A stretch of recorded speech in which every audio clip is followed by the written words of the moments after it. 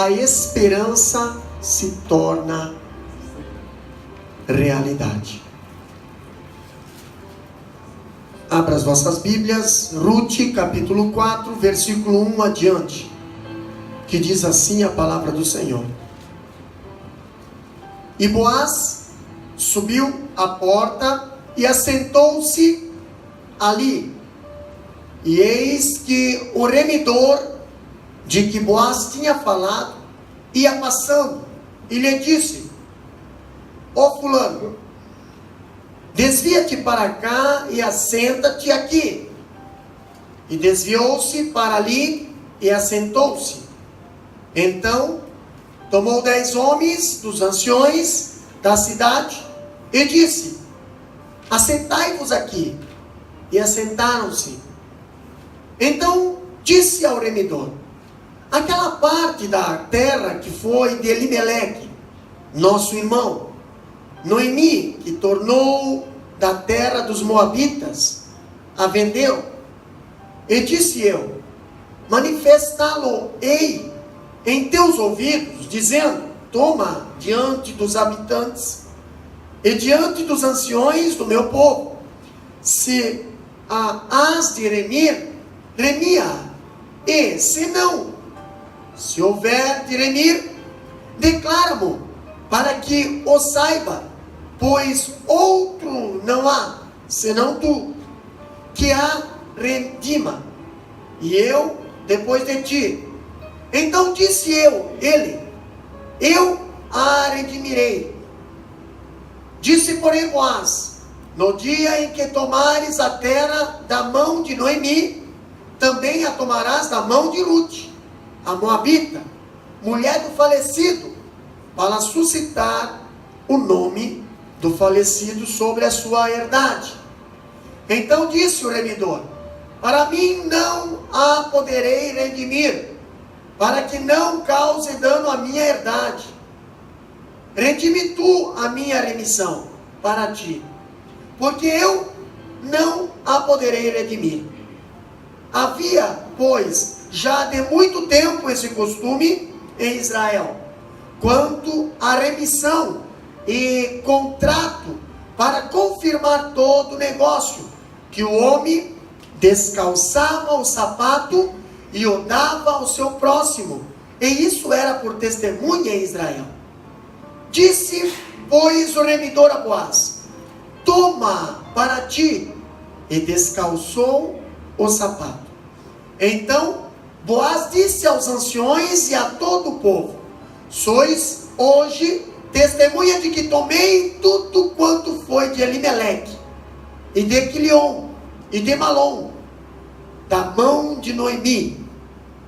Amém? Amém. Amém. Meus amados, quando a esperança se torna realidade.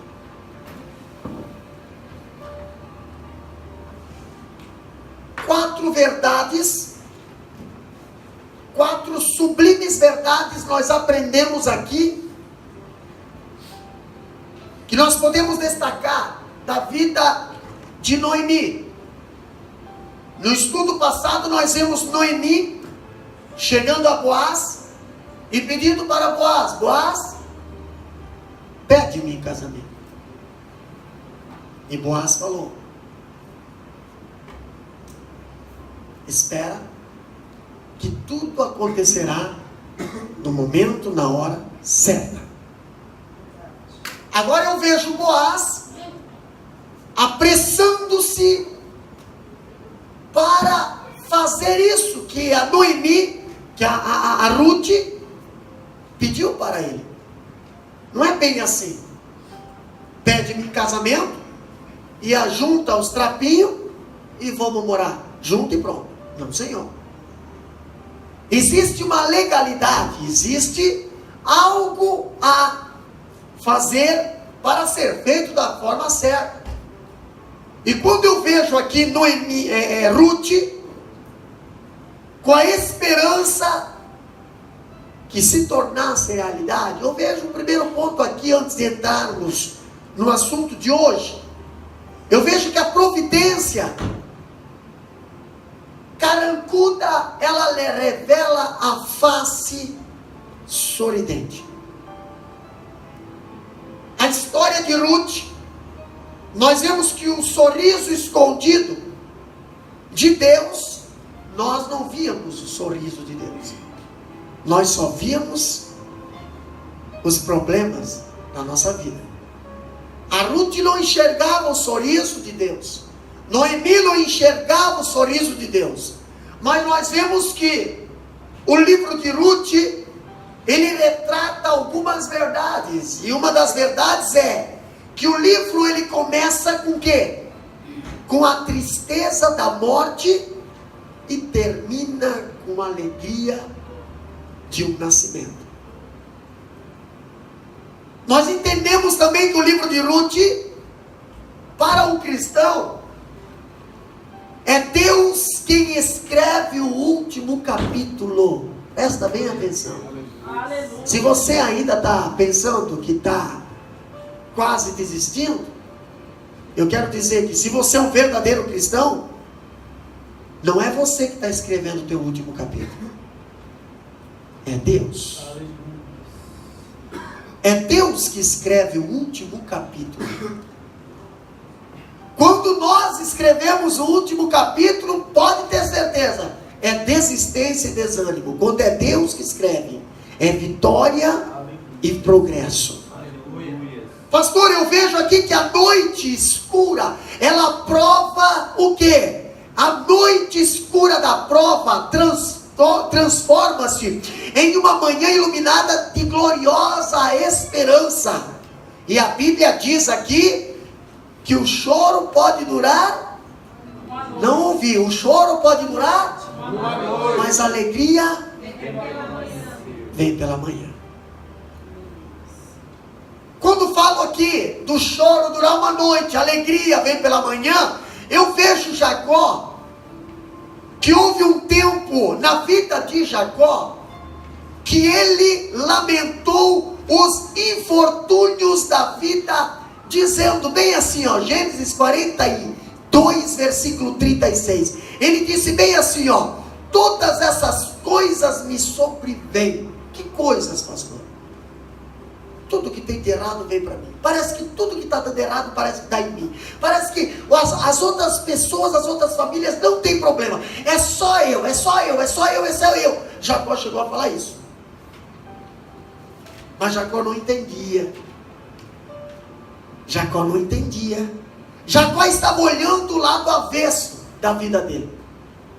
Ele não estava enxergando com os olhos espirituais.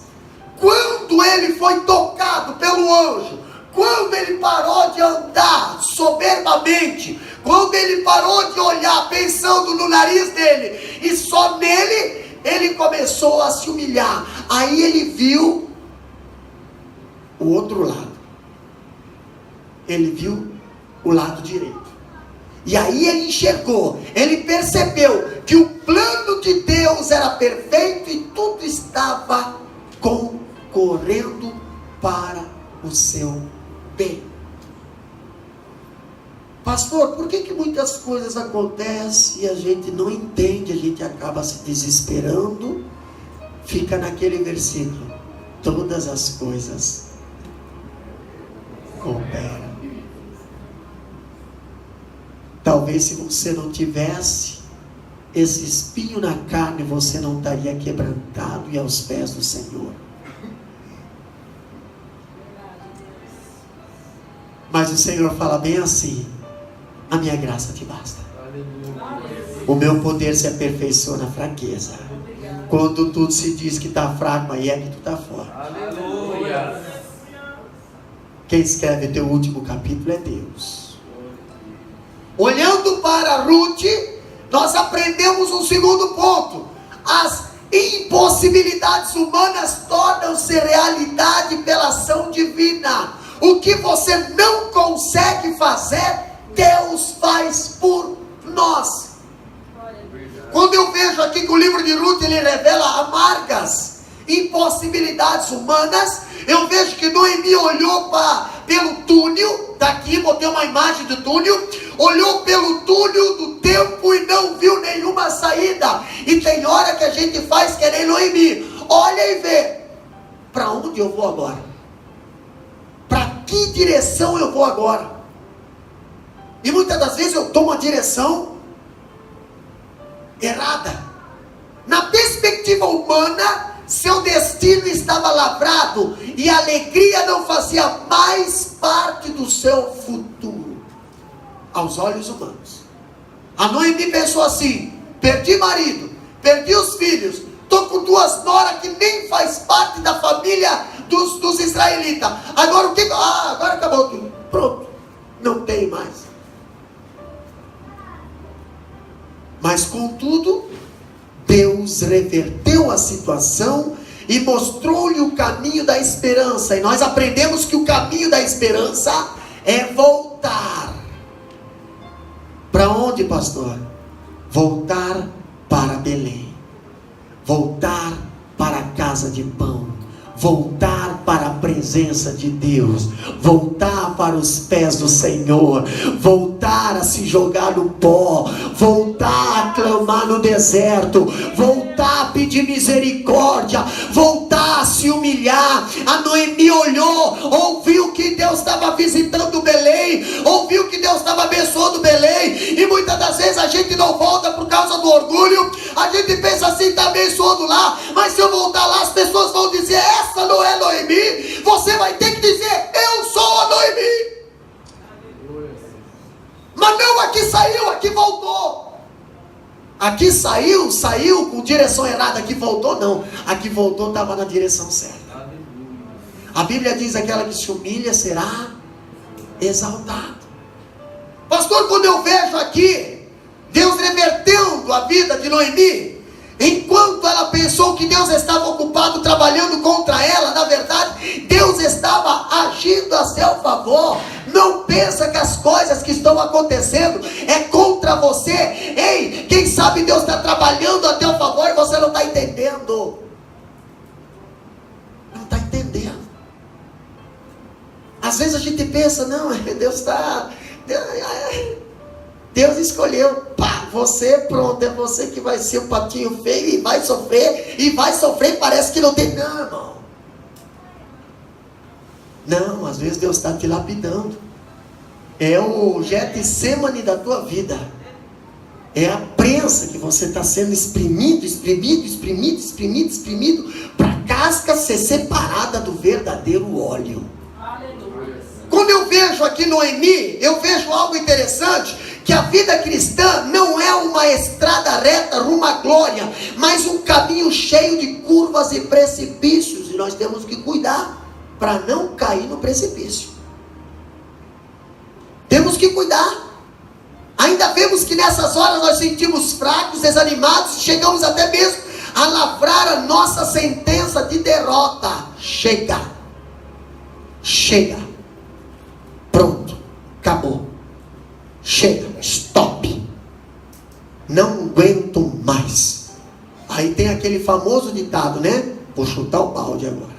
Aí você chuta o balde, a sujeira estava tudo dentro do balde, e você achava que estava com problema, mas a sujeira estava tudo dentro do balde. Aí você resolver os problemas com as tuas próprias mãos. Aí você pega, aí esparrama sujeira para tudo quanto é canto.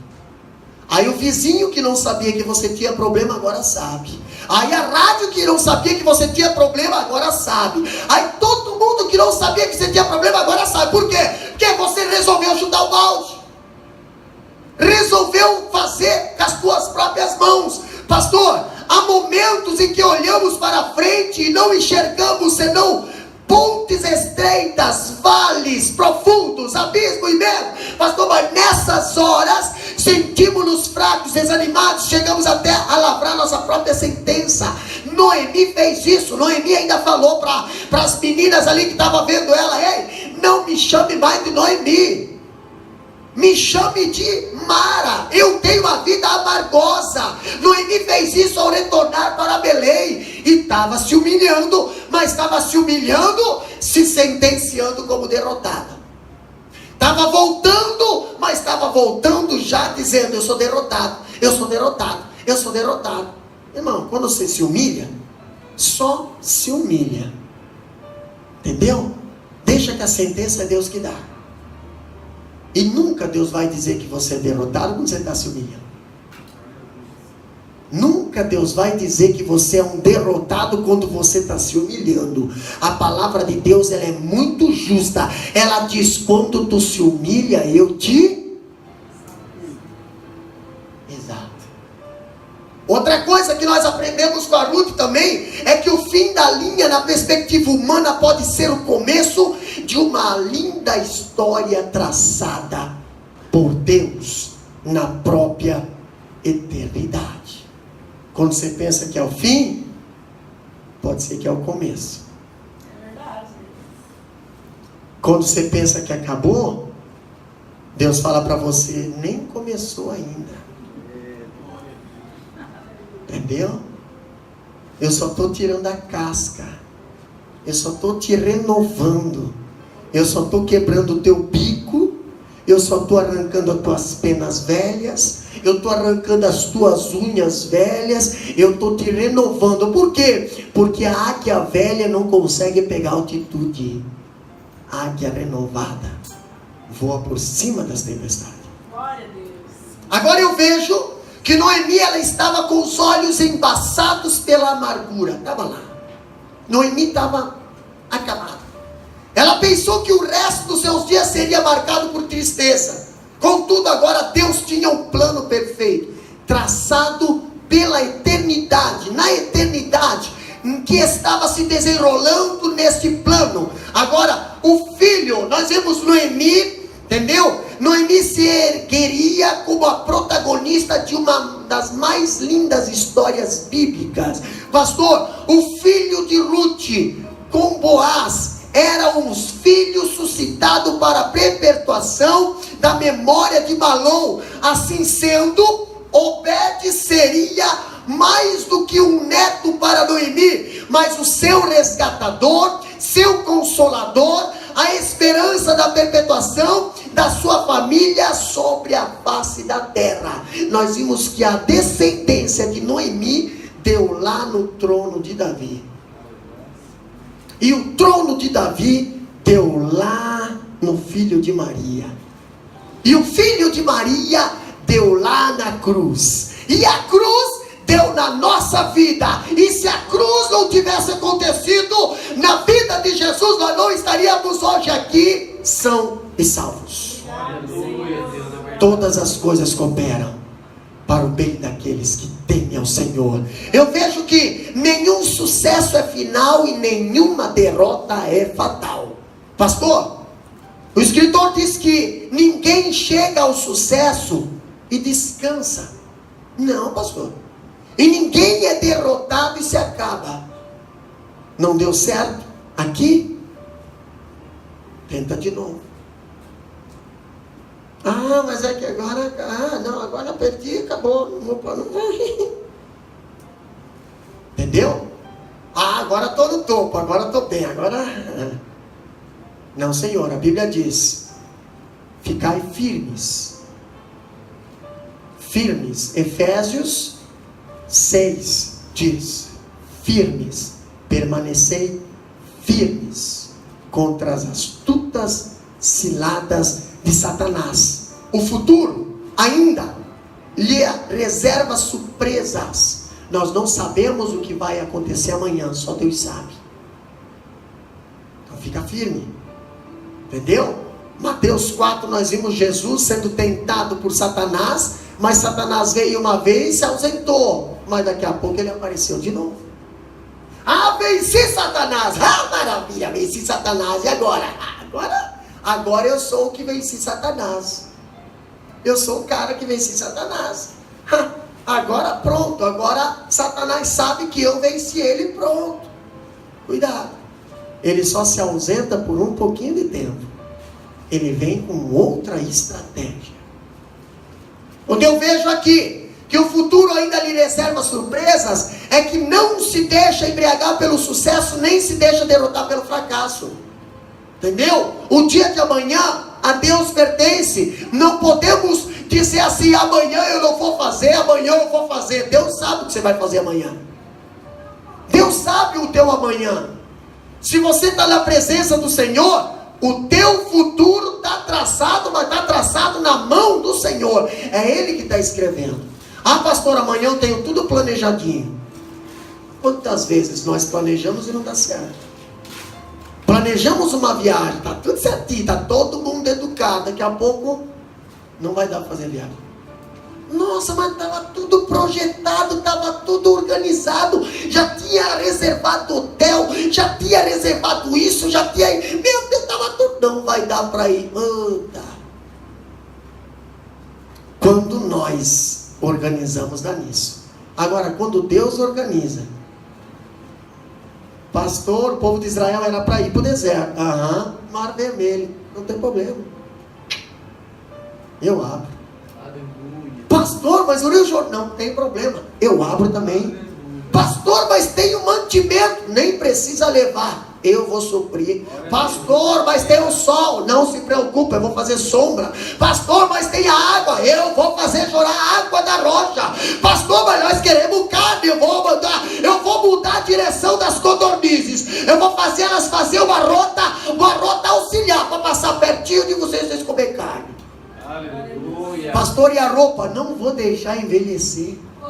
Mas as crianças vão crescer, as roupas vão crescer junto contigo. Por quê, pastor? Porque é Deus que organiza as coisas. Quando Deus organiza, quando Deus faz, pode confiar, dá certo. Glória a Deus. Mas nós temos um congresso lá em Roquendo, pastor, e nós estávamos preparados, e era para nós ir lá, não tem problema, e a rua está cheia de água, não tem problema. Hora que Deus faz a água abrir. Deus faz a água baixar, isso aí vai ficar marcado aqui, marcar, e é isso aí, pronto. Não tem quem tire esse testemunho aqui. Entendeu? É isso. Agora eu vejo algo que nós não podemos nos envaidecer com o sucesso, nem nos desesperarmos com o fracasso, pois quando pensamos que chegamos ao fim da linha, Deus nos abre uma nova porta de esperança. E agora nós vamos falar da esperança de Ruth. Qual que era a esperança de Ruth? Um resgate. Um resgate. Capítulo 4, versículo 1 a 9, nós lemos agora. A Ruth, ela tinha a esperança de que alguém o resgatasse. Alguém resgatasse ou suscitasse ali a descendência do seu marido. E agora nós vemos Boaz afeiçoou-se a Ruth desde o primeiro momento que a encontrou. Boaz se agradou de Ruth. Nós já estudamos que a Ruth tinha um bom testemunho. Nós já estudamos que a Ruth era trabalhadeira. Nós já estudamos que a Ruth era uma menina educada, era uma menina que tinha moral.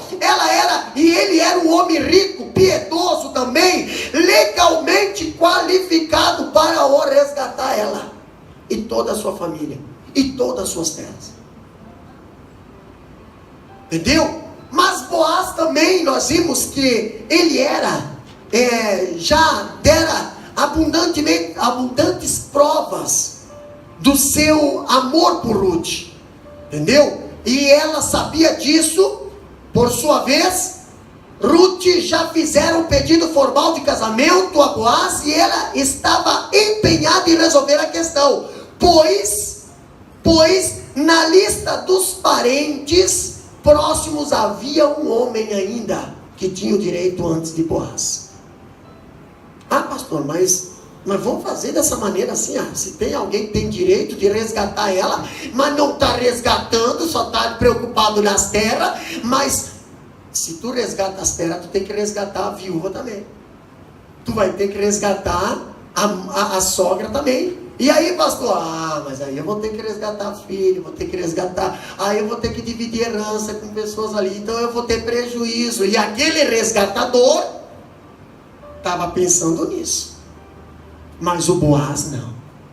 O Boaz não estava pensando nas terras. O Boaz estava pensando nas pessoas. Pastor, eu vejo algo interessante.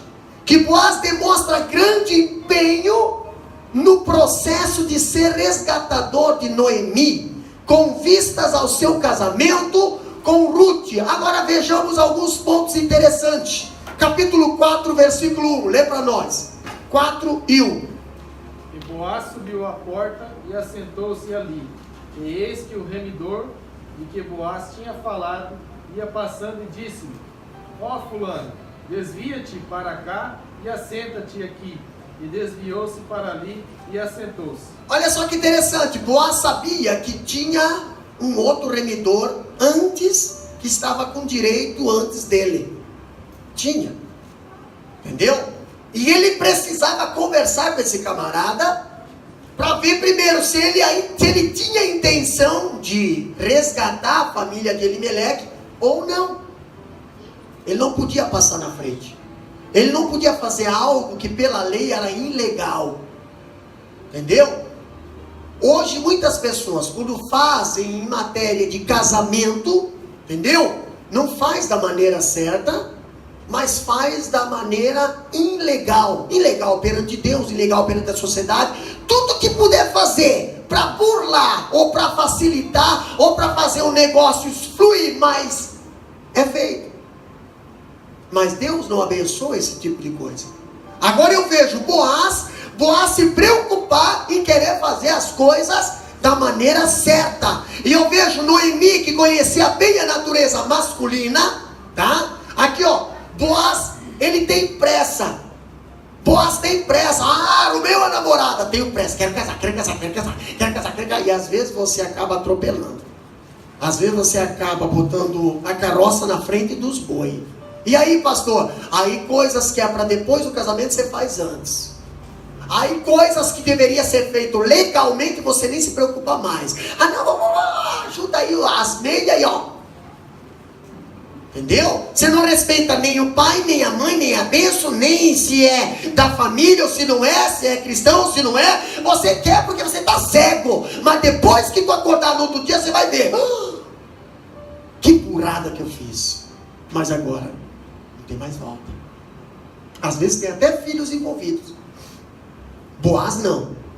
Boaz ele tem pressa.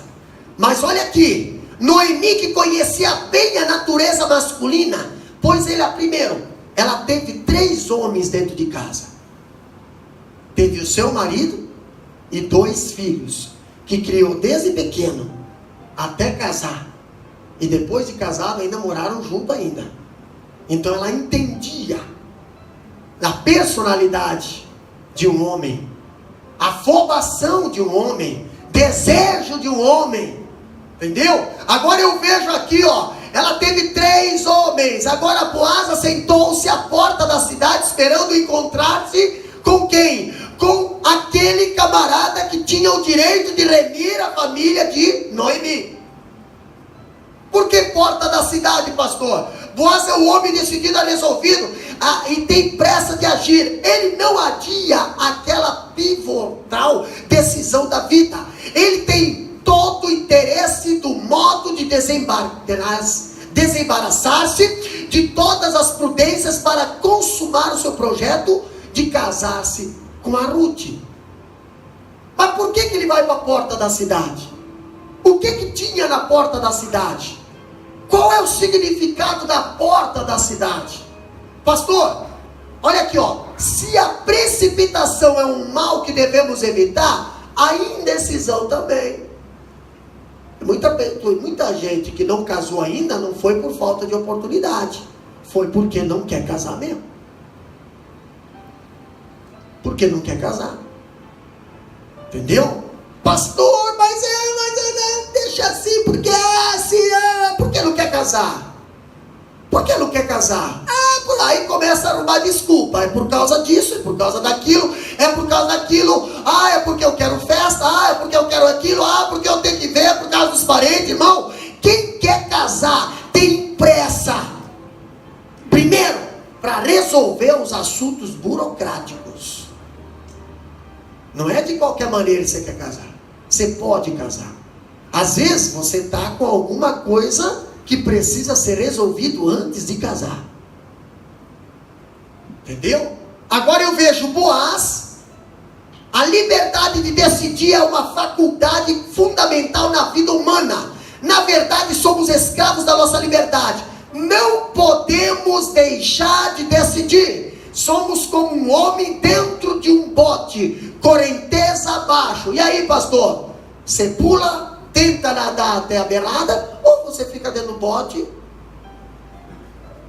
e cai no precipício?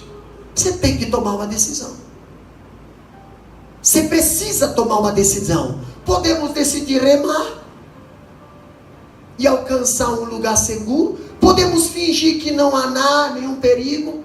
Não. Mas você sabe que tem perigo. Você sabe que o casal tem que estar casado. Casal tem que estar casado. Legal, no papel, aqui na terra, diante de Deus. Você sabe disso. Não faça vista grossa, porque o precipício está ali. Você vai cair. Você tem que tomar uma decisão. Entendeu?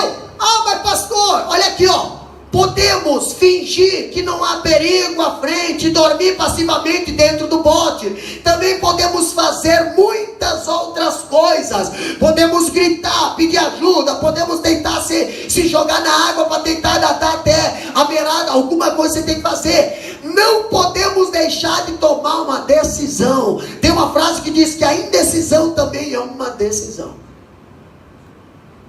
Quando você é indeciso, você está tomando uma decisão de não decidir. Você precisa tomar uma decisão. Você precisa dizer eu quero ou eu não quero. Agora você fica ali, e o bote está indo, né? E o bote está indo. Você não vai pular? Não, deixa assim, né? Não tem nada a ver. Mas você não vai pular? Não. Aí você ignora, né? Você vê o precipício, você até de ré. Não vai ter problema, não. Tá tudo bem, tudo beleza. Estamos tentando viver bem. Vai cair. Pastor, eu vejo o Boaz aqui. Ele tem pressa. A Noemi sabia que os homens têm pressa. Entendeu? Os jovens têm pressa. Entendeu? A Noemi sabia disso. Ela orientou a Ruth. E o Boaz já era um homem maduro também. Agora eu vejo o Boaz. Ele, além de ter pressa, ele também tinha compromisso com a justiça. Capítulo 4, versículo 1. Nós vemos o portão da cidade. Era não apenas a entrada oficial da cidade, mas um lugar público onde as questões legais eram resolvidas. Ali sentavam os anciões da cidade. Ali eles julgavam. Ali eles tomavam decisões. Ali eles trocavam ideias. Ali era negociado. Ali era feito tudo no portão da cidade. Ali eram tomadas as decisões judiciais. No portão da cidade ficavam os cabelinhos brancos. Ficavam os anciões. Entendeu? Agora eu vejo Boaz querendo casar, mas a primeira coisa que ele vai lá no portão da cidade. Vai lá. Por quê, pastor? Primeiro eu preciso ver o que tem mais direito que eu. E eu vou encontrar ele. Pastor, hoje é fácil encontrar uma pessoa. É só você ir lá no fórum, pesquisar o nome da pessoa, tá lá. Mora lá em tal lugar. Entendeu? Bora lá em tal lugar, toma café às 8 da manhã, entendeu? O almoço é 12:30, tá? E se quiser jantar também é às 7, que horas? 7, né? 7 horas da tarde, ele já está assando carne, entendeu? Tá tudo registradinho ali. Hoje é fácil. Se você quiser, você vai via satélite e vai direto o Google ali, ó, pá, lá em cima, lá, ó. Peguei o Shekinah na churrasqueira ali, ó. Olha lá, ó. E às vezes ninguém vê, né? O Google vê. Entendeu? Olha só que interessante, mas naquela época não tinha isso, irmã Cíntia. Naquela época, o fórum, a justiça, era no portão da cidade. Aí você vê lá no livro de Neemias, quando Neemias ouve que os muros da cidade, as portas das cidades estavam destruídas. Então quer dizer o quê? Não tinha autoridade, não tinha proteção, não tinha acordo, não tinha mais nada Jerusalém, por quê? As portas das cidades estavam destruídas. Então imagina como é que não estava a legalidade daquela cidade. Entendeu? Agora eu vejo aqui, ó, o escritor diz que o portão era um espaço aberto diante da cidade, o fórum da cidade, o local onde os negócios públicos da cidade eram discutidos. Aqui, essa aqui é a porta de Damasco, entendeu? Mas mesmo por aqui, hoje está bem arrumadinho com calçadinha, mas naquela época era só um portão, né? Agora eu vejo que o escritor diz que o portão desempenhava papel importante nas cidades do antigo Judá. Agora eu vejo que o portão era o centro da vida da cidade, era o lugar de qualquer assembleia importante. O portão era o lugar dos processos legais. Também as pessoas eram condenadas diante dos portões. Sabe aonde que o Estevão foi apedrejado, irmão Giovanni? Laios Gates. O que quer dizer Laios Gates? Porta dos Leões. Se você pesquisar nas portas de Jerusalém, você vai encontrar uma das portas, Laios Gates. Naquela porta, Estevão foi apedrejado. Era lá que eles tomavam a decisão e era lá que eles executavam também. Dá uma lida ali, Deuteronômio 22:15. Abre para nós a Bíblia lá. Pega a Bíblia lá e abre. Em Deuteronômio 22:15, o que diz lá? Deuteronômio 22:15. O portão é mencionado em conexão com execução também. Então o pai da moça e sua mãe tomaram os sinais da virgindade da moça e levaram-os aos anciãos da cidade à porta. Viu? Todos ouviram? Todos ouviram? Então, o pai da moça, o que o pai da moça fazia? Opa, houve aqui uma difamação, uma acusação. Ele levava a moça lá nos anciões que estavam lá na porta da cidade e contava lá, falava lá, entendeu? E o que acontecia? Dá uma lida agora no versículo 24 do mesmo capítulo. Então trareis ambos à porta daquela cidade e os apedrejareis até que morram. A moça, portanto, não tirou a cidade, e o homem, portanto, humilhou a mulher do seu próximo. Assim tirarás o mal do meio de ti. Olha só, versículo 24.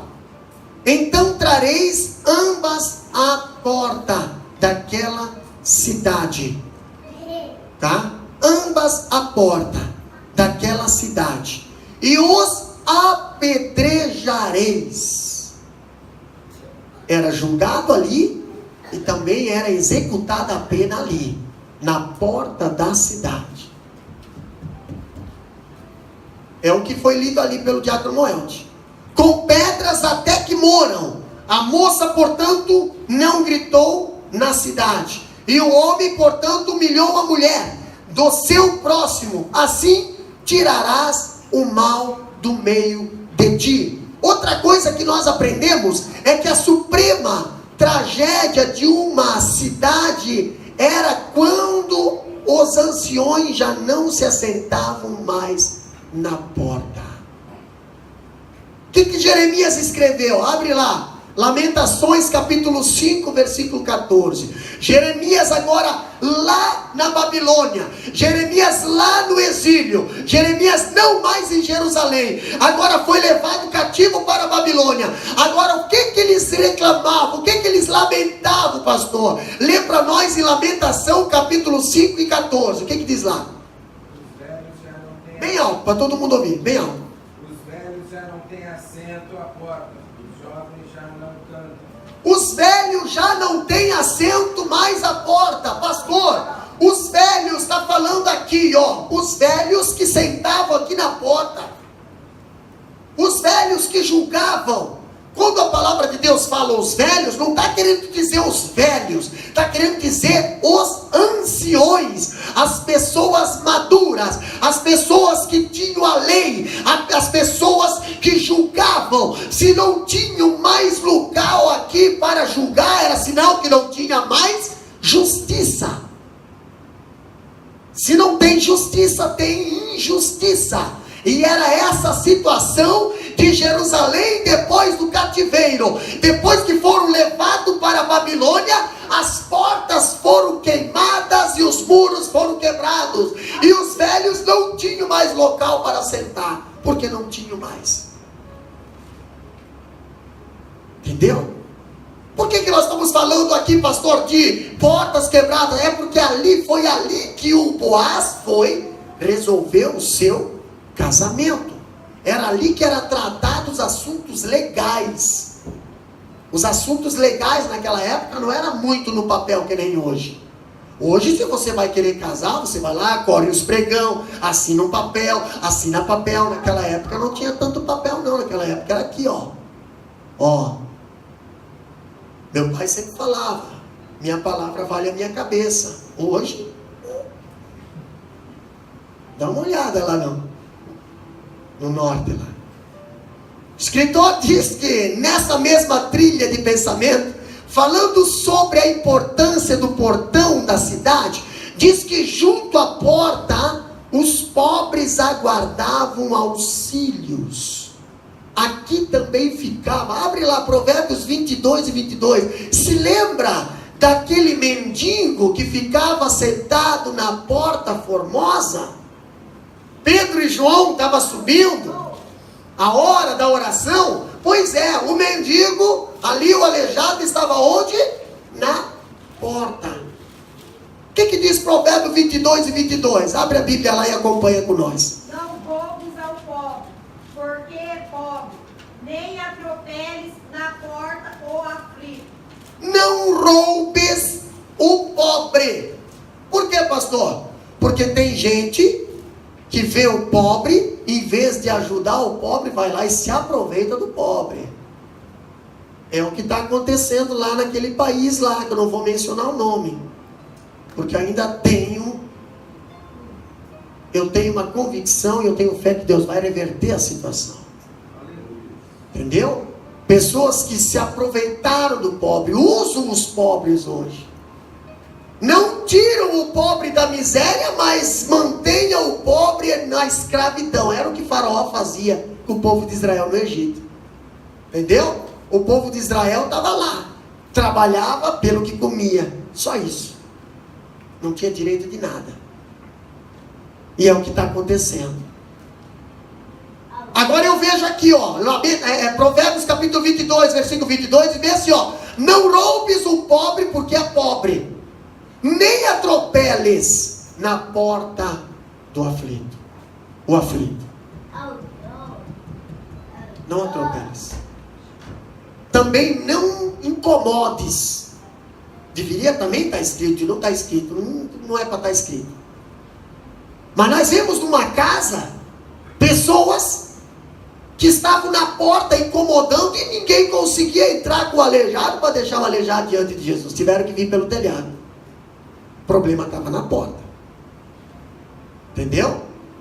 Olha só que interessante, ainda falando aqui, ali era feitos negócios. Era negociado na porta. Gênesis 23 e 10. O que diz lá?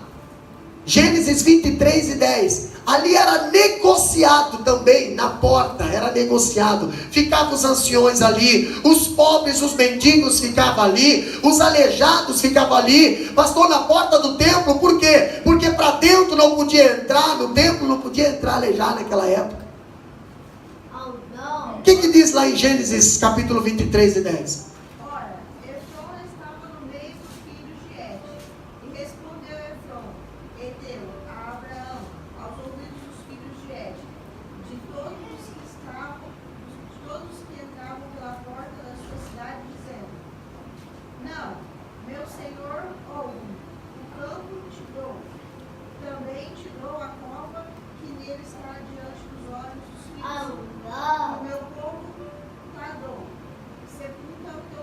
Ali estava sendo o quê? Havendo uma negociação na porta.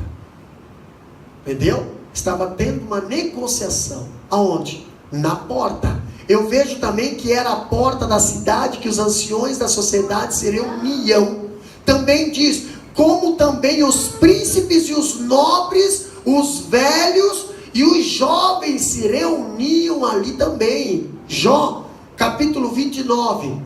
Jó, capítulo 29, abre a Bíblia ali. Jó 29, versículo 7 até o 10. O que diz lá?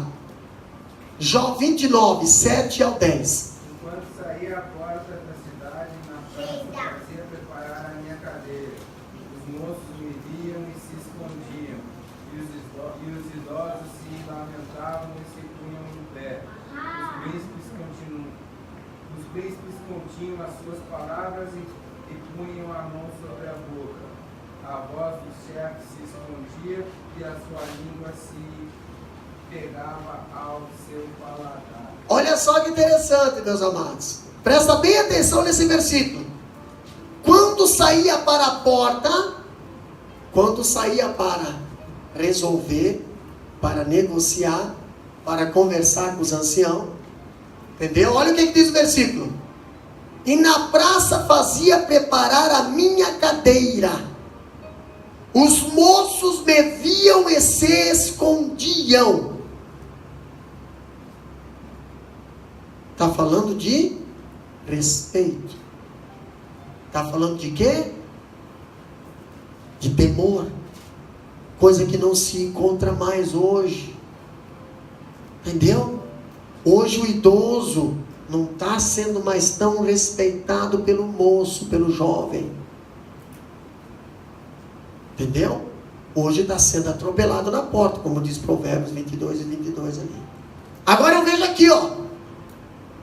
E os idosos se levantavam e se punham de pé. Isso quer dizer o quê? Eles tinham uma palavra. Eles tinham a prioridade. Eu fui para Israel. E lá em Israel, até mostrei um vídeo na aula de teologia do médio, na segunda retrasada, aonde quem estava ali servindo nós à mesa era o ancião. Ele servia. Entendeu? Ele era a autoridade máxima. Pastor, se nós for olhar nos dias de hoje, moço, um velho chegou na mesa, os pratos estão tudo limpo. Os melhores pedaços de carne, irmã Priscila, os filhos mais novos já comeram tudo, só sobrou os ossos pro pai. É isso que acontece. Não se sentam mais na mesa. Hoje você pega o prato e vai pro sofá. Cada um para si, Deus para todos. O lugar do patriarca e da matriarca não se é mais preservado na mesa. Estávamos conversando isso na van hoje. Entendeu? Mas isso pela Bíblia, a Bíblia nos ensina a reconhecer os anciões, porque é bíblico. Os moços viam e se escondiam, e os velhos, os idosos se levantavam e se punham de pé, porque era direito deles a palavra. Eles tinham a última palavra. Hoje a última palavra não está mais com o idoso. Hoje a última palavra é raro estar com o pai e com a mãe. É raro estar com o cabelinho branco. É raro. Por quê, pastor? Porque eles são quadrados, são sem estudos, porque são isso ou aquilo. E aí? A Bíblia diz que a força está no jovem, mas a experiência está no idoso. Agora eu vejo. Por que a Noemi entendia de homem casado, homem solteiro, homem viúvo? Porque ela já tinha quilômetros à frente da Ruth. Ela sabia do que ela estava falando. Ela sabia do que ela estava orientando. Quando ela orientou a Ruth, ó, vai lá se tu quer, vai lá e procede dessa maneira. Se tu proceder dessa maneira, tu vai conquistar ele. Senão, não vai conquistar. Tu pode até conquistar um homem, mas não um remidor. Tu pode até conquistar o homem, mas não o que protege, não o que cuida, não o que vai prover, não o que vai te proteger, o que vai... Não. Agora eu vejo aqui, ó. Olha aqui, ó. Os príncipes continham as suas palavras. Quando a palavra fala príncipe, está dizendo jovem. continham as suas palavras e punham a mão sobre a boca. Aqui, ó. Vai conversar com o novo hoje. O pai, a mãe ou o ancião fala 2 palavras e o príncipezão fala 30. E se você não cuidar, você nem fala mais dentro de casa também. Daqui a pouco é só eles que falam. Daqui a pouco não é você que dá as ordens dentro de casa. Daqui a pouco é os filhos que dão as ordens para vocês.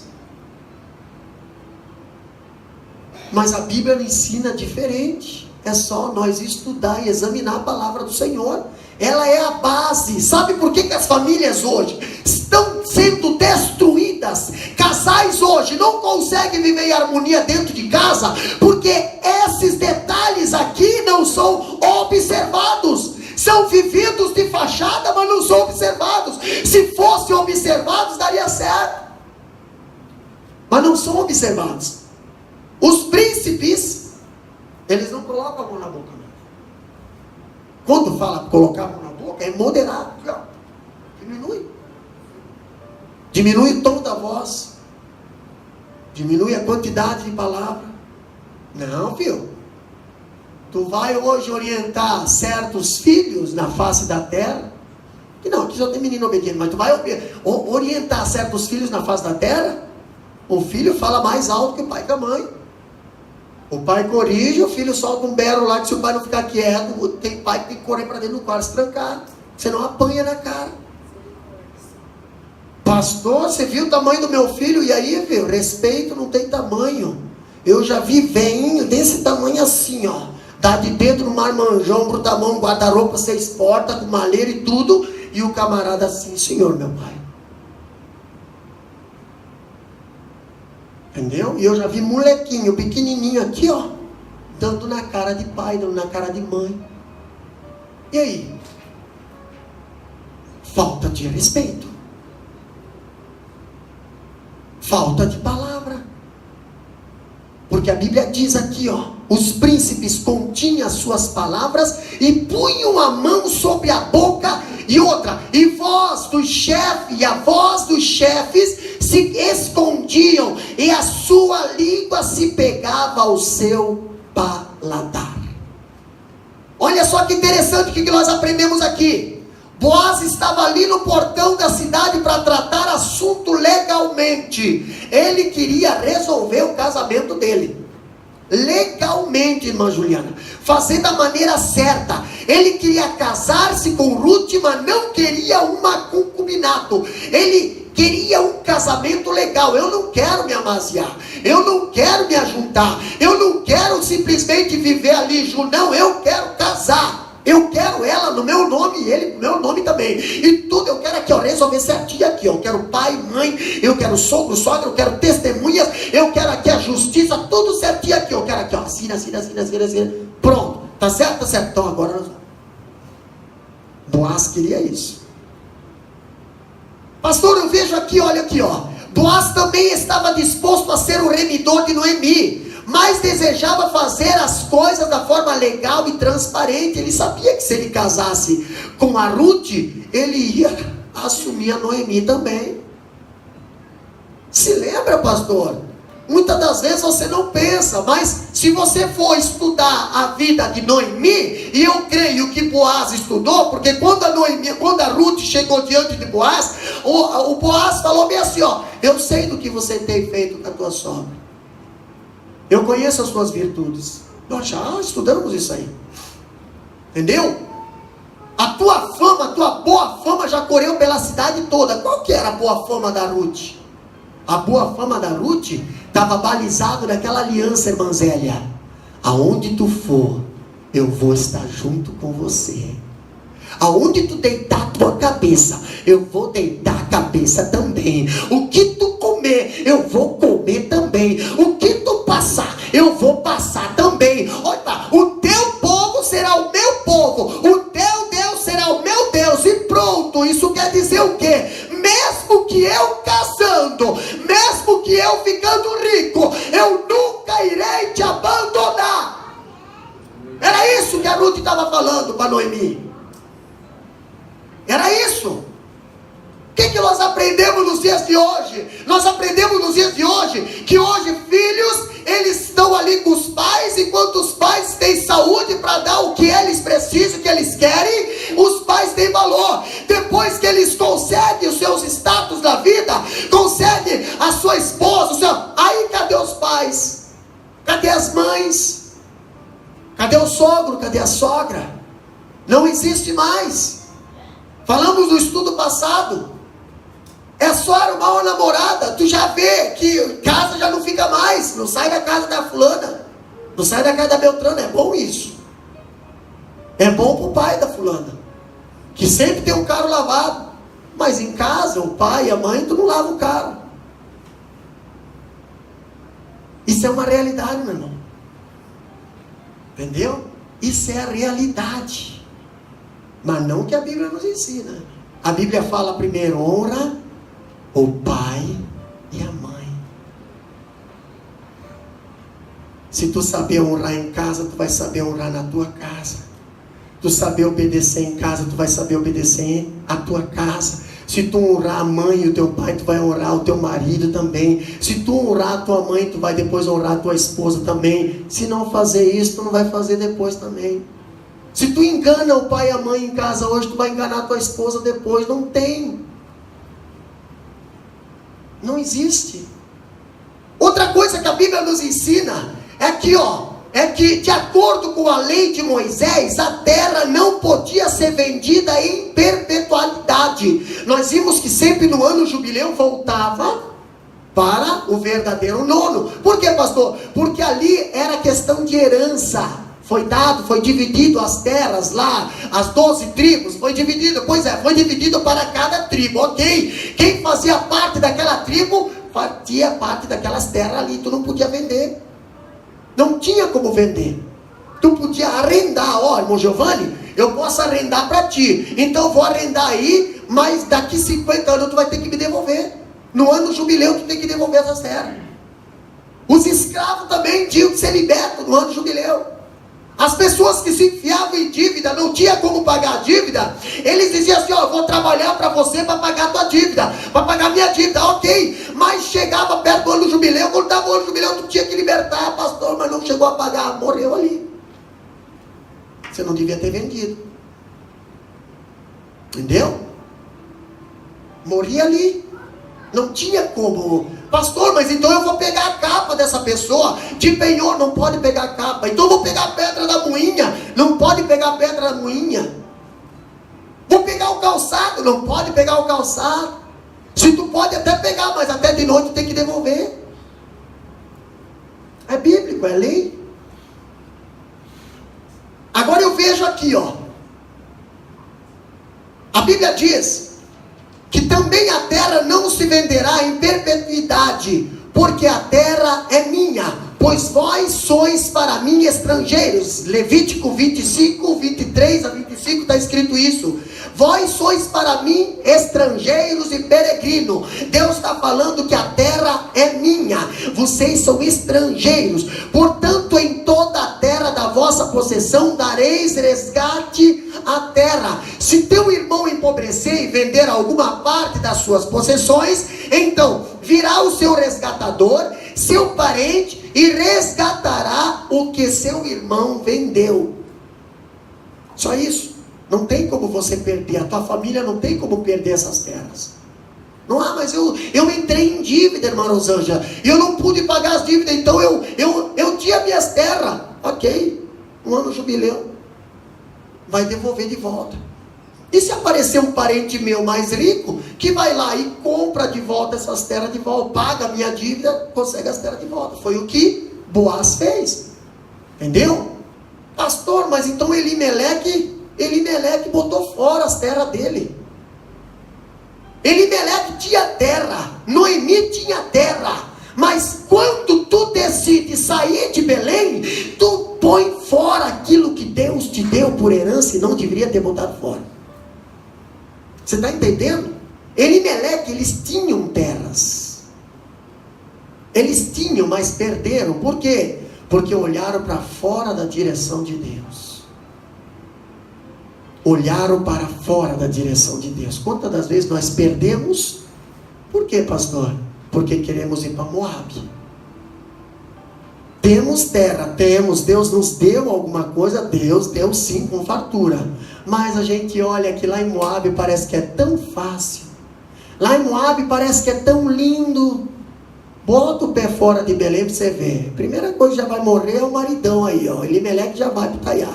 Depois vai o Malom e o Gilion, vai os 2 filhos também. E vai tudo que tu tem aqui, ó, tu vai gastar. O filho pródigo gastou tudo. O filho pródigo gastou tudo. Mas ele tinha a terra dele, porque as terras pertenciam para o pai. Quando o filho pródigo voltou, irmão Giovanni, Germano, o pai estava lá ainda. Por quê? Porque o que é do pai, ninguém vende. O que é do pai, é do pai. Pastor, agora eu vejo aqui, ó, terceira coisa. Boaz, ele tem prudência. Lê o versículo 2, capítulo 4, versículo 2 de Ruth, para nós lá. Então tomou 10 homens dos anciões da cidade e disse: assentai-vos aqui. E assentaram-se.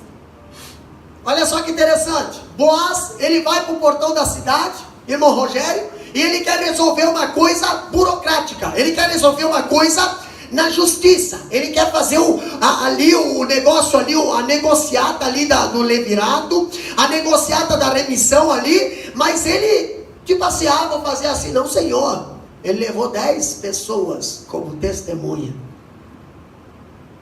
10 pessoas como testemunha. E aí, pastor?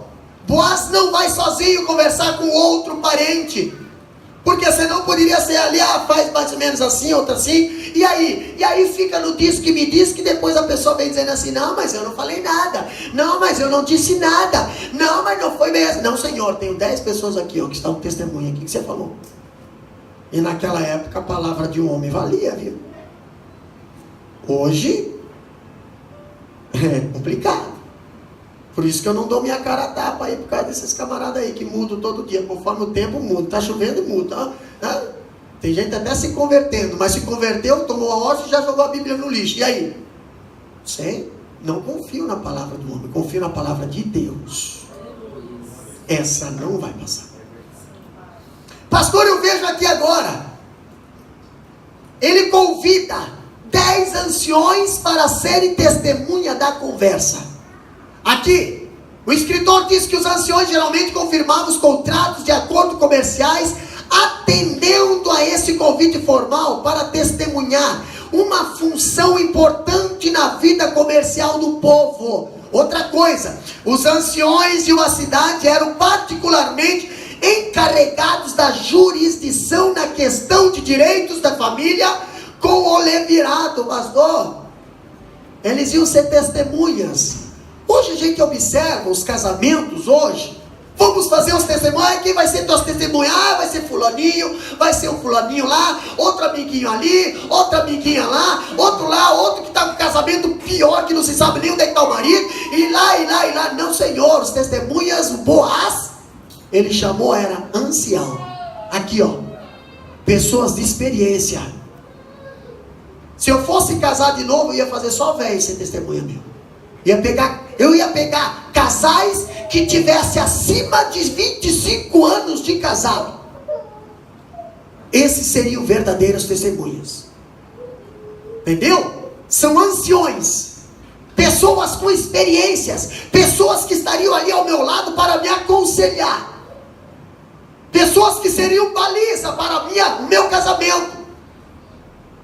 Nesses dias que nós vivemos hoje a testemunha é uma questão de status, é uma questão de moda e aparência, porque testemunhar eles não estão nem preocupados, eles rabiscam ali, não estão nem lendo o que eles riscaram, não estão nem cientes do que eles estão escrevendo. E olha que quando eu faço a cerimônia do casamento, eu chamo a atenção para todos os testemunhos. Vocês sabem o que estão fazendo aqui?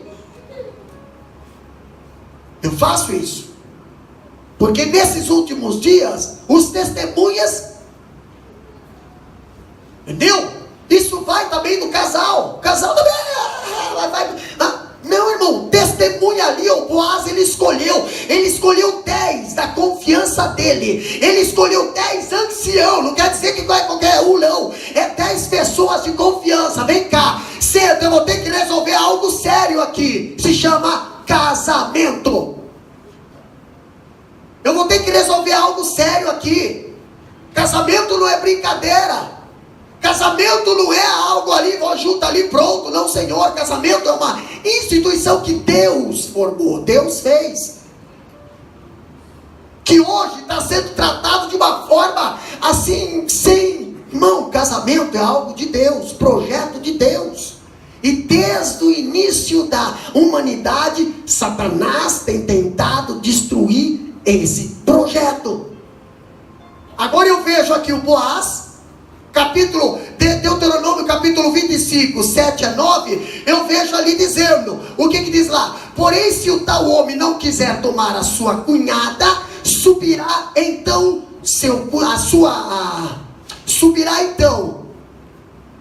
a sua cunhada à porta dos anciões e dirá. Olha aqui, está falando da lei do revirato, que nós já estudamos aqui alguns estudos atrás. Se o cunhado, mas ali, que poderia suscitar a linhagem do falecido, ele se negar, não quero casar com ela, não quero casar com ela, então ela vai lá na porta da cidade, conversa com os anciãos e diz assim, olha, ele não quer. Deuteronômio 25, 7 e 9 diz, ele não quer suscitar a memória do irmão, a linhagem do irmão. E aí o que acontece? Meu cunhado recusa suscitar a seu irmão nome em Israel, não quer fazer para comigo o dever de cunhado. Olha o que a Bíblia ensina. Então os anciões,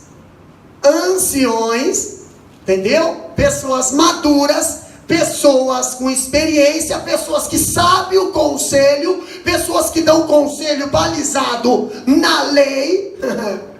Hoje, se você for procurar uma testemunha, se você está com problema no teu casamento, e tu vai procurar uma testemunha do teu casamento, e vai dizer assim, eu estou com problema no meu casamento, a testemunha vai dizer assim, faz que nem eu fiz, se separa. Faz que nem eu fiz, olha, não faz nem 5 minutos, 5 dias aí, pronto.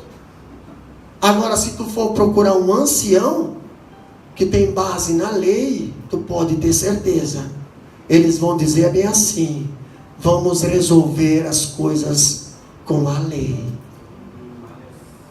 Com a lei.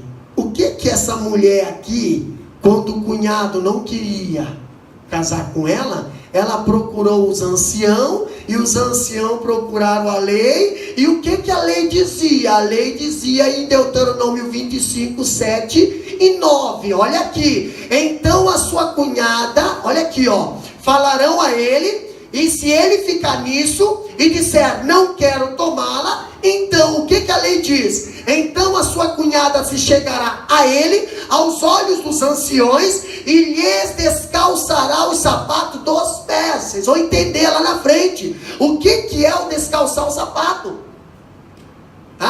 Descalçará o sapato dos seus pés, e lhe cuspirá no rosto. Pastor, está me cuspindo. É uma desonra cuspir. Pois é, mas diante da lei você tinha o direito de cuspir. Ali você está amparado pela lei. Ai. Cuspirá no rosto, protestará e dirá, assim se fará o homem que não edificar a casa do seu irmão. Pastor, essa mulher que está sendo rejeitada, vai tirar, irmã Dani, os calçados dele, vai desatar, vai tirar, e vai cuspir, e vai dizer, assim se fará o homem que não suscitar a casa do seu irmão. Entendeu? E ele vai para casa descalço. Todo mundo, e outra, na porta da cidade é feito isso, irmã Miriane. Todo mundo via. Então ele estaria sendo desonrado. Onde ele passasse, ele seria tido como uma pessoa desonrada. Agora você vai ver o que diz aqui, esses anciões exerciam a função jurídica e legal. Olha só, o tempo já está indo. Eles eram uma espécie de tabelião. Outra coisa que eu vejo agora é que Boaz, ele tinha integridade. versículo 3 e 4, diz lá: Boaz não sonega a informação, nem esconde a verdade. Ele chama, ele encontra lá na porta da cidade, lá na porta da cidade, capítulo 4, versículo 3 e 4, ele encontra o outro remidor. E aí ele chama: vem cá, ó, senta-se aqui. E ele fala: olha, você é o remidor da Noemi, você é o remidor da Ruth e também das terras. Então, você vai querer só remir por causa das terras, ou você vai querer resgatar, suscitar e casar com a Ruth? O remidor, isso perante os 10 testemunhas, o remidor falou bem assim: não, eu não quero, entendeu? O outro remidor, ele diz: eu não quero. Se fosse só pelas terras eu queria, mas eu vou ter que assumir a sogra e a Ruth. Não, isso vai ser prejuízo para mim, não quero não quero. Então, peraí, você cede para mim poder resgatar cedo, entendeu? Agora dá uma lida, versículo 3 e 4, lê para nós lá. Então disse ao remidor: aquela parte da terra que foi de Elimeleque, nosso irmão, Noemi, que tornou da terra dos Moabitas, a vendeu. E disse eu: manifestá-lo-ei em teus ouvidos, dizendo: toma diante dos habitantes e diante dos anciões do meu povo, e se has de remir, remide-a, e se não se houver de redimir, declara-mo, para que eu saiba, pois outro não há, senão tu, que a redima, e eu depois de. Olha só, Boaz falando para aquele que tinha o direito: se você não vai redimir, se você não vai resgatar, então declara aqui diante dos anciões que você cede esse direito para mim. Declara, entendeu? Ele era um homem íntegro, ele fazia as coisas da maneira certa. Agora eu vejo o próximo versículo, ele tem sabedoria. Continua lendo ali para nós, irmã Zé. Próximo versículo. Disse, porém, Boaz: no dia em que tomares a terra da mão de Noemi, também a tomarás da mão de Ruth, a Moabita, mulher do falecido, para suscitar o nome do falecido sobre a sua herdade.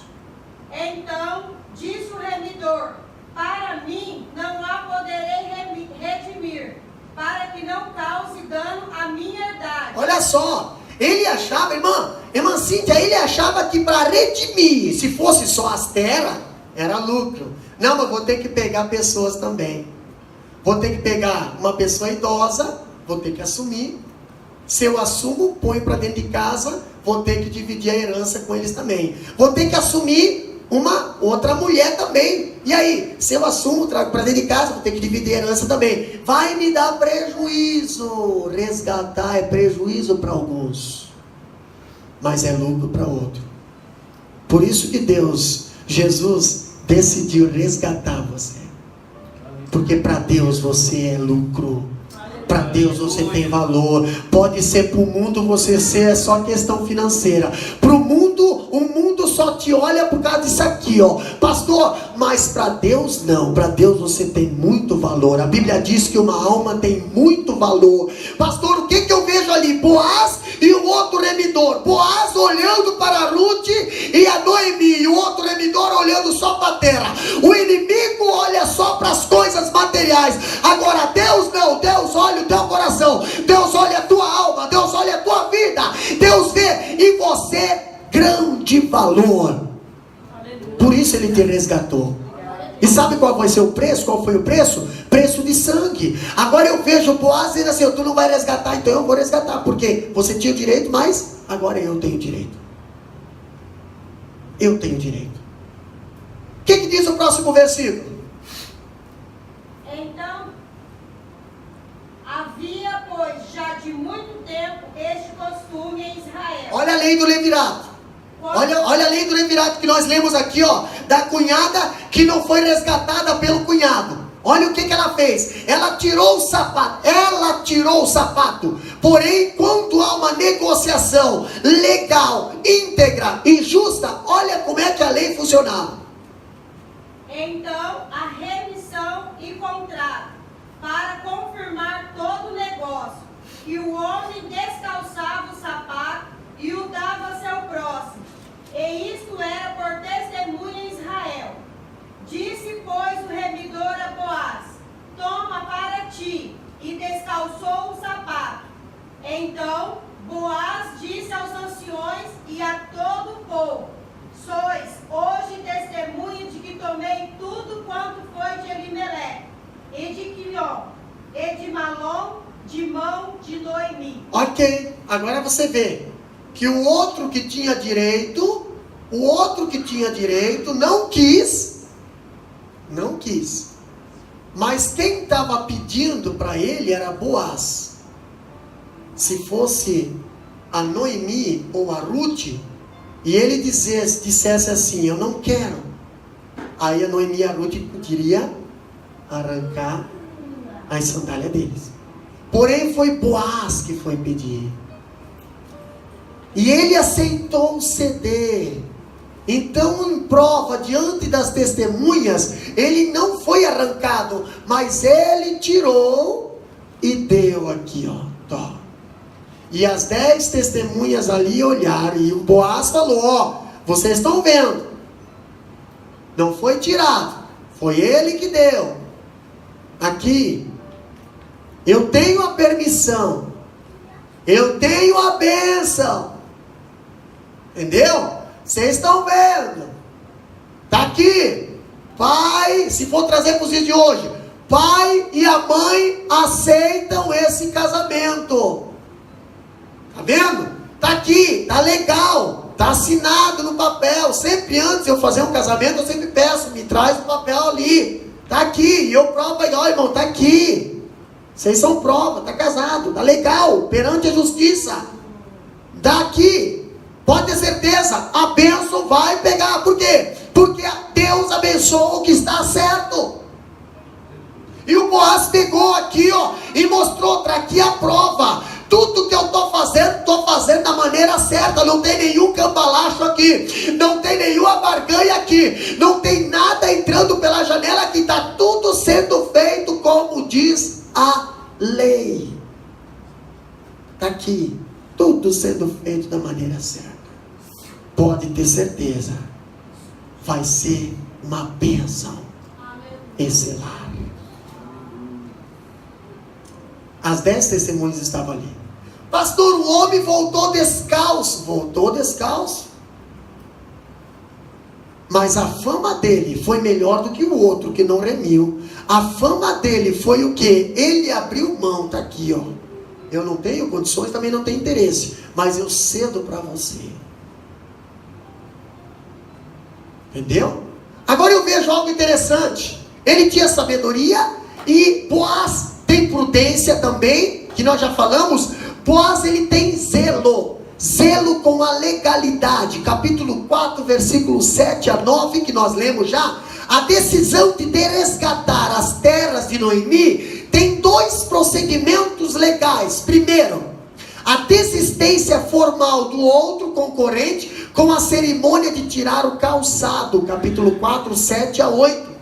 E a confirmação da compra das terras de Noemi diante das testemunhas. Quando ele tirou o calçado e deu para o Boaz, ele disse bem assim: olha, as terras que estavam sobre a minha responsabilidade, que era de Noemi, agora está sob sua responsabilidade. E também o casamento da Ruth com Boaz agora também está aqui já resolvido diante das 10 testemunhas. Está tudo certinho. Agora é só fazer as bodas. Já está tudo legal. A cerimônia de tirar o sapato era uma transferência de direitos. Vamos casar, irmã Cíntia? Vamos casar. Lá vai a irmã Cíntia e o irmão Germano lá no cartório assinar. Entendeu? A irmã Cíntia vai, ali os pais da irmã Cíntia vão passar os direitos paternos para quem? Para o marido. Transferência. A Bíblia fala, Gênesis, deixará o pai e a mãe e unir-se-á a sua mulher. Aí há uma transferência. Não é assim, pastor. Pastor é pega lá e vai, vamos. Não, Senhor, tem que haver uma transferência. E essa transferência tem que ser feita com prudência, tem que ser feita com integridade, tem que ser feita com respeito, tem que ser feita com bênção e com autorização do pai e da mãe e com a bênção de Deus. Diante de testemunhas, irmão Elde. Entendeu? Ninguém assina nada ali diante de ninguém, não tem que ter testemunhas. Tem que ter alguém ali olhando. E depois dá uma assinar também. Foi o que o Boaz fez. Houve uma transferência, pastor. Só que lá não era papel, lá era um calçado. Mas significava muito na vida de uma pessoa. Um calçado. Tanto é que a própria palavra de Deus representa um calçado quando ela diz: calçar dos pés na preparação do evangelho da paz. Ei, isso aqui também faz uma transferência na nossa vida.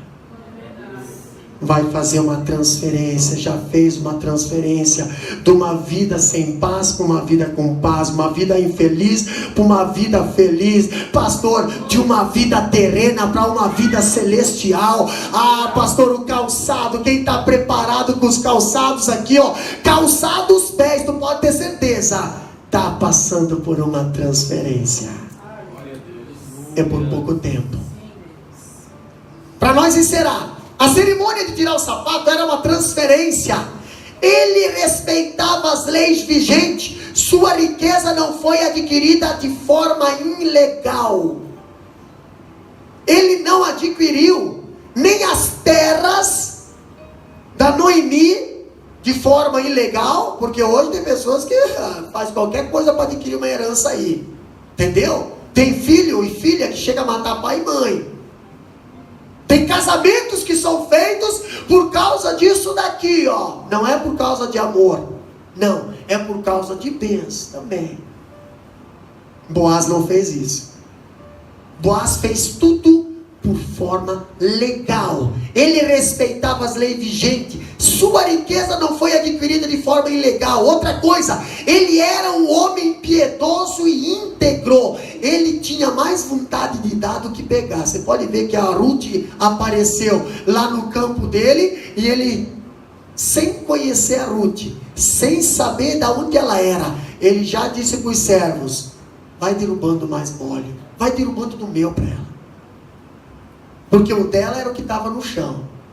Não, derruba do meu, derruba molhos meu, derruba, não vai fazer falta não, derruba, vai, derruba, dá água, dá da nossa água. Ah não, chama ela para comer na nossa mesa, chama ela para comer na nossa mesa. Ele tinha um relacionamento certo com Deus, e também tinha um relacionamento certo com os homens. Muitas das vezes a gente quer ter só relacionamento certo com Deus, mas não quer ter relacionamento certo com os homens. Aqui na face da terra nós queremos fazer tudo na base do facão. Sabe o jeitinho brasileiro? Sabe sonegação de impostos? Esse já é o primeiro motivo do crente que não vai entrar no céu. Entendeu? Quer ser crente, cristão, mas diante dos homens quer aí passar a pé na mão leve. A Bíblia diz: Senhor, quem entrará no teu santuário? A palavra responde bem assim, ó: aqueles que têm as... Não escutei. Aqueles que têm as mãos limpas, coração puro, não tem vaidade e sabe amar. Boaz, ele era um remidor, e ele queria fazer as coisas da maneira certa, independente se ele ia sair perdendo ou não. Ele queria fazer legalmente certo perante os homens e perante Deus. teve sucesso na vida. Teve sucesso na vida. Tudo que ele botava a mão prosperava. Tudo que ele botava a mão dava lucro, dava fruto. Por quê, pastor? Ele era um homem íntegro de verdade. Íntegro de verdade. Que nós possamos, nesses últimos dias, seguir o exemplo de Boaz. Não só no casamento, mas na nossa vida pessoal, na nossa vida matrimonial, na nossa vida de trabalho, na nossa vida com as pessoas, na cidade, aonde tu estiver, precisa fazer as coisas de uma forma legal, perante Deus e perante o homem. Perante o homem, tu pode ter certeza, tu será um homem e uma mulher honrada. Será honrada por Deus, será honrada perante os homens. Entendeu? É o que a Bíblia nos ensina. E aí eu vou lá naquele livro, né? Que é muito citado, né? Conhecereis a verdade. E a verdade vos libertará. Se tu ficar na verdade, pode ter certeza. A palavra diz bem assim: os meus não serão confundidos, não serão envergonhados, serão honrados. Da migalha Deus coloca sentado na mesa. Entendeu? Vale a pena nós estudar a palavra. Vale a pena nós conhecer a palavra. Sabe por quê? Porque aqui é a fonte de vida. É aqui a fonte de vida. O próprio Jesus fala para os discípulos: examinai as Escrituras. Irmãos, examinai as Escrituras. Quanta coisa que a gente não sabe, mas aqui está. Examina aqui que tu vai ver que é daqui que procede a fonte de vida. Filhos, examina a palavra. Esposas, examina a palavra. Maridos, examina a palavra. Pais, examinem a palavra. Patrões, examinem a palavra. Jovens, examinem a palavra. Vocês vão ter uma vida digna, uma vida verdadeira, não uma vida de fachada, não uma vida de máscara, mas uma verdadeira vida, um verdadeiro cristianismo, uma verdadeira paz, um verdadeiro caminho, uma verdadeira direção. Tu pode ir firme, que 1000 cairão ao teu lado, 10.000 à tua direita, e tu não será atingido, porque tu está no centro da vontade de Deus. Não tem quem te tira, porque ali, lâmpada para os teus pés e luz para o teu caminho. Você não vai passar fome, porque a palavra é pão, é água, entendeu? A palavra é tudo, é socorro bem presente, a palavra de Deus. Então, não saia da palavra.